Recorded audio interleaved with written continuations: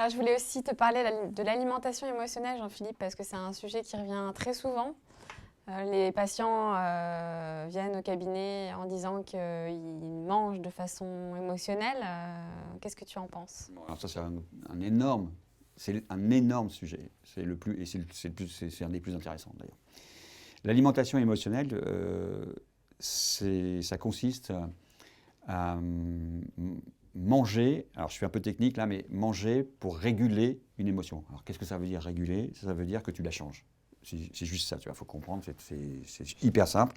À partir du moment où tu modifies une émotion, donc soit dans son intensité, ça veut dire que tu peux l'augmenter, tu peux la diminuer, soit dans sa durée, tu la raccourcis, tu la rallonges, ça s'appelle, tu fais de la régulation émotionnelle. Bon, et ben, cette régulation émotionnelle, tu peux la faire avec de la nourriture.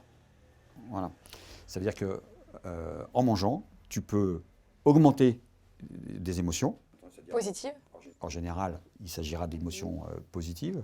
Donc ça, c'est quand tu te sens plutôt bien, tu vois, tu te sens bien, et puis tu te dis, bah, ça sera encore mieux si je mange ci ou si je mange ça. Ou tu peux essayer de réduire l'intensité d'émotions négatives. Donc là, c'est quand tu vas pas bien et tu te dis, bah, si je mange un petit truc, ça ira mieux après, quoi.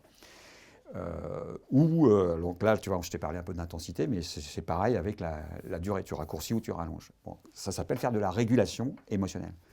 Cette régulation émotionnelle, elle est complètement normale. Ce n'est pas du tout une spécificité de personnes qui auraient des troubles alimentaires. Ça concerne absolument tout le monde. C'est un phénomène naturel, physiologique, qui contribue à notre équilibre mental. Tu vois. Donc tu vois l'importance que ça peut avoir du coup.